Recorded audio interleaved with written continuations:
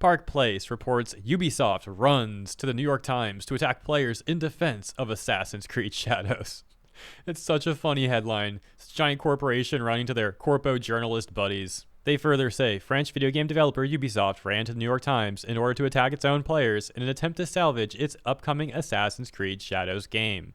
In a play straight out of Prime Video's playbook for The Lord of the Rings, The Rings of Power, Ubisoft leveraged Zachary Small and the New York Times, as well as a so-called expert, to attack players ahead of the release of AC Shadows. So here's some additional context. They're referencing this article by the New York Times from Zachary Small, that's the journalist who wrote it, titled The Fight Over a Black Samurai in Assassin's Creed Shadows. Now going back over to that Park Place, I'm going to skip where they talk about the Rings of Power thing and continue on with Ubisoft. Ubisoft has done something similar with the New York Times and Small. Like Bresnikan and Robinson, Small wrote, "Some gamers have erupted over his appearance," that being Yasuke, convinced that the franchise known for its immersive recreations of the past had gone woke by including a black character in its depiction of 16th century Japan. So that New York Times journalist Zachary Small is making an extremely bad faith argument. The issue is not that there's a black character there. The issue, as Japanese people have pointed out, is that it's erasing what could have been a Japanese male lead. Furthermore, Ubisoft's numerous contradictions, where, for example, they originally flaunted Yasuke as this historically accurate character, only to later admit that they're just doing their own thing, and that he's not actually supposed to be historically accurate. This company is such a mess that even after making that statement, a lead producer on AC Shadows, Carl Oni, later went on to do an interview where he then claimed that yes, actually, AC Shadows is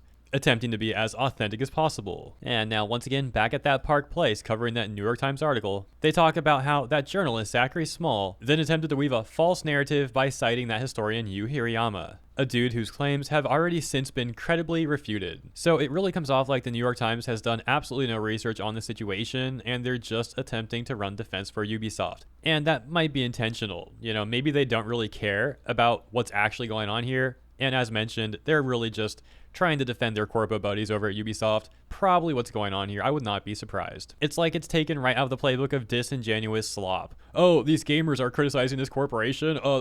They're just racist. It's seriously pathetic. But the good news is, compared to prior years, like for example, between like 2015 to 2022, the majority of people don't fall for this stuff anymore. Most people just don't trust journalists anymore. They're one of the least trusted professions. People are well aware now of how disingenuous and disgraced these sort of journalists are. Anyways, that's all I gotta say on this one. Let me know what you think about the New York Times attempting to defend Ubisoft. And if you enjoyed my brief coverage, consider liking and or subscribing. Appreciate ya, and I'll see you in the next one.